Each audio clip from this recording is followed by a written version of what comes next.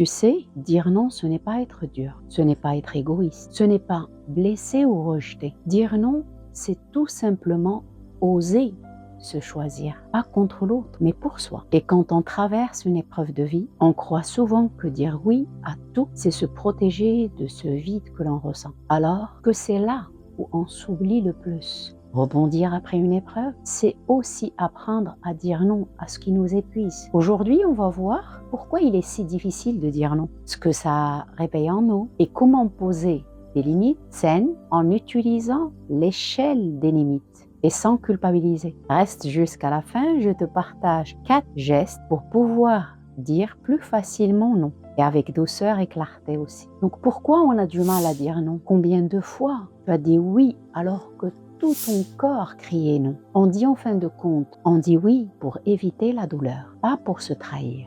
Mais sans se rendre compte, on s'éloigne complètement de soi. Il y a la peur du rejet. Si je dis non, on va plus m'aimer et on va me rejeter. Ça réveille souvent un scénario où il fallait plaire pour ne pas se sentir rejeté et pour être accepté. La peur de l'abandon. Si je dis non, on va s'éloigner de moi. Alors, on s'accroche, on se fait petite. Et pour la désillusion, cette peur de l'injustice. Je préfère accepter plutôt que de créer un déséquilibre. On dit oui pour que tout reste juste et que les autres soient OK pour ce qu'on fait. Mais à force, c'est nous que nous traitons injustement. La défiance, c'est cette peur d'être trahi. J'ai déjà été trahi. Je préfère dire oui plutôt que de provoquer un conflit qui va me refaire vivre ça. L'invisibilité, par contre, c'est la peur de perdre sa place. Si je refuse, on ne m'acceptera plus et je n'aurai plus ma place.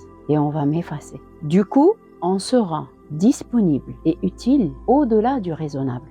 Et pour l'humiliation, dire non, c'est comme si on va me juger, on va me faire honte. Alors on supporte trop longtemps. Pour moi, la majorité de mes oui venaient de ma blessure d'invisibilité. C'était la peur de perdre ma place, quelles que soient les relations dans lesquelles j'étais. Ma place de maman, ma place de femme, ma place de collègue, ma place de sœur, ma place d'enfant. Donc, quelle que soit la place, c'est cette peur-là qui faisait que je disais oui alors qu'au fond de moi, je ressentais des non. Et quand j'ai pris conscience que chaque oui que je disais m'éloignait en fin de compte de moi, j'ai appris à dire non sans culpabilité et en étant alignée à ce qui me fait vraiment vibrer. Parce que j'ai compris une chose qui est essentielle, c'est que ma place, je l'ai, je n'ai plus à la revendiquer. Ce que la peur de dire oui, ce que la peur active dans le corps, elle provoque une tension dans la gorge, le ventre qui se serre, les épaules qui montent, la respiration qui devient courte. Et dans la tête, ça commence à tourner.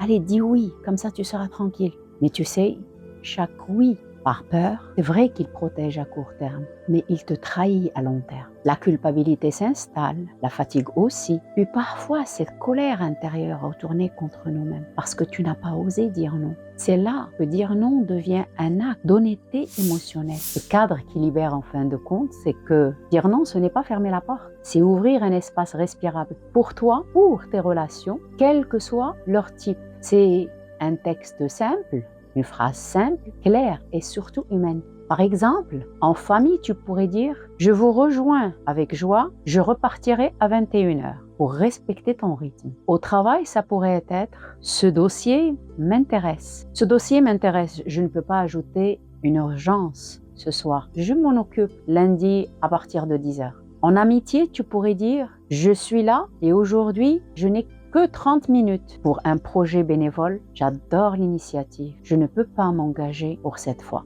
Tu sais, et tu vois aussi que ces phrases, elles n'accusent personne. Elles posent tout simplement un cadre simple et sain, où tu expliques tout simplement que là, c'est trop, que là, ce n'est pas juste pour toi, et que là, ce n'est plus nourrissant. Et toutes ces phrases disent en fin de compte la même chose. Je me respecte suffisamment pour ne pas me trahir.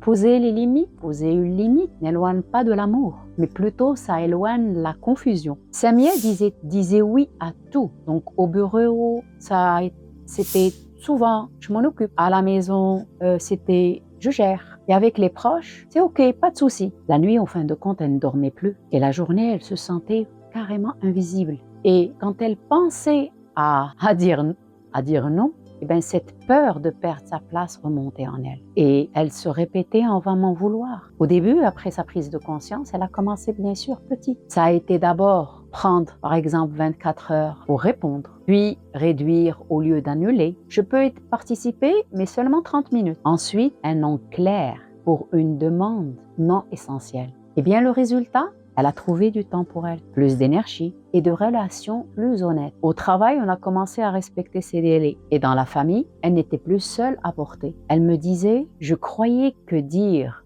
non allait casser l'amour. Mais en fin de compte, ça a réparé l'amour que j'ai pour moi. Je te partage ici l'échelle du non pour ne pas te brusquer. Tu peux avancer par niveau. Le niveau 1, micro-limite interne. Donc, je reconnais en moi que c'est un non. Il suffit de tout simplement te dire à l'intérieur de toi, je sens que ce n'est pas juste pour moi. Tu n'as rien à dire à l'extérieur. Par exemple, tu réalises que les réunions après 19 heures t'épuisent. Tu notes tout simplement. Le niveau 2, non différé. Tu prends le temps pour répondre. Je te réponds demain à 18 heures. Tu sors ici de l'automatisme du oui. Par exemple, une invitation de dernière minute. Donc, prends 24 heures pour voir est-ce que ton agenda est OK, ton énergie aussi et tes priorités. Le niveau 3, un non conditionnel, un oui cadré. Oui si on décale à lundi. Non, sauf si on réduit à 30 minutes. Par exemple, pour un projet pro, je prends une partie cette semaine, la suite, ça serait pour mardi. Et le niveau 4, un non ferme et paisible. Je choisis clairement. Merci pour ta proposition, mais c'est pas pour moi. Point.